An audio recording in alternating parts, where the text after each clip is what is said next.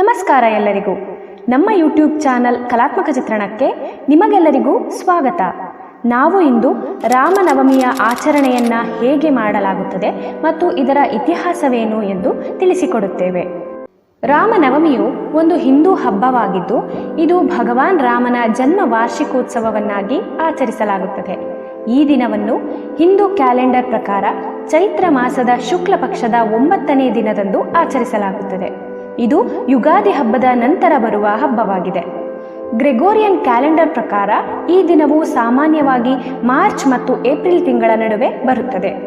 ರಾಮಕಥಾ ಪಠಣಗಳು, ಶ್ರೀರಾಮನಿಗೆ ಅರ್ಪಿತವಾದ ಮೆರವಣಿಗೆ ನಡೆಸುವುದು, ದೇವಾಲಯಗಳಲ್ಲಿ ಮತ್ತು ಮನೆಗಳಲ್ಲಿ ಪ್ರಾರ್ಥನೆಯನ್ನ ಸಲ್ಲಿಸುವುದು ಈ ದಿನದಂದು ಅನುಸರಿಸುವ ಕೆಲವು ಪ್ರಮುಖ ಪದ್ಧತಿಗಳಾಗಿವೆ.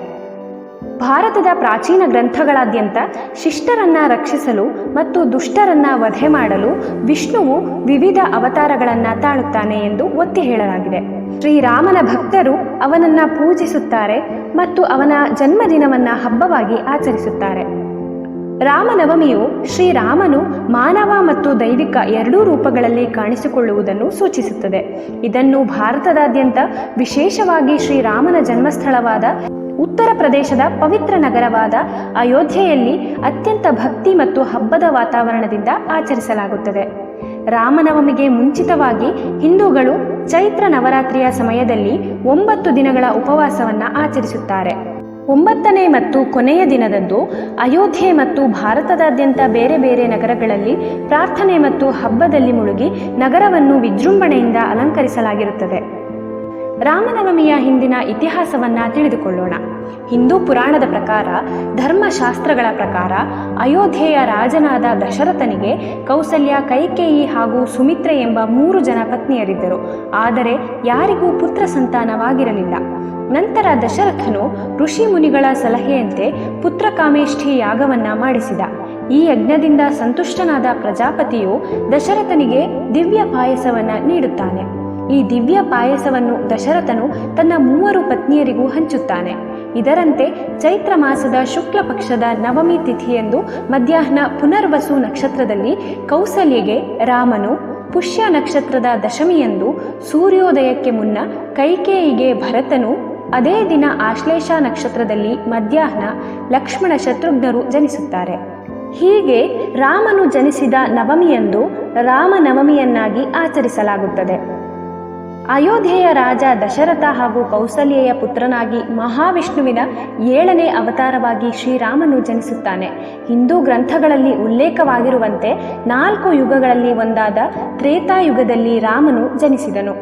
ಈ ದಿನ ಶ್ರೀರಾಮನನ್ನು ಪೂಜಿಸಿದರೆ ಕೆಟ್ಟ ಶಕ್ತಿಗಳು ನಿವಾರಣೆಯಾಗಿ ಭೂಮಿಯ ಮೇಲೆ ದೈವಿಕ ಶಕ್ತಿಯು ನೆಲೆಸುತ್ತದೆ ಎಂಬ ನಂಬಿಕೆ ಇದೆ. ಸಂಸ್ಕೃತಿ, ವೀರತೆ, ತತ್ವಗಳು, ನೈತಿಕತೆ, ಉತ್ತಮ ಆಡಳಿತ, ನಮ್ರತೆ ಮತ್ತು ತ್ಯಾಗವನ್ನು ಶ್ರೀರಾಮನು ಹೊಂದಿದ್ದರು. ಇನ್ನು ರಾಮನವಮಿಯನ್ನು ಹೇಗೆ ಆಚರಿಸಲಾಗುತ್ತದೆ ಎಂದರೆ, ಭಕ್ತರ ಮನೆಗಳಲ್ಲಿ ಅಥವಾ ರಾಮನಿಗೆ ಸಮರ್ಪಿತವಾದ ಧಾರ್ಮಿಕ ಸ್ಥಳಗಳಲ್ಲಿ ಭಜನೆ ಮತ್ತು ಕೀರ್ತನೆಗಳನ್ನು ಆಯೋಜಿಸಲಾಗುತ್ತದೆ. ಈ ದಿನದಂದು ಜನರು ಸಾಮಾನ್ಯವಾಗಿ ದೇವಾಲಯಗಳಿಗೆ ಭೇಟಿ ನೀಡಿ ಆಶೀರ್ವಾದ ಪಡೆಯುತ್ತಾರೆ. ಅಯೋಧ್ಯೆಯಂತಹ ಸ್ಥಳಗಳಲ್ಲಿ ತೊಟ್ಟಿಲಿನಲ್ಲಿ ರಾಮನ ಪ್ರತಿಮೆಗಳನ್ನು ಮೆರವಣಿಗೆಯಲ್ಲಿ ಇಡಲಾಗುತ್ತದೆ. ಹೆಚ್ಚಿನ ದೇವಾಲಯಗಳು ಹೋಮ ಹವನವನ್ನ ಆಯೋಜಿಸುತ್ತವೆ.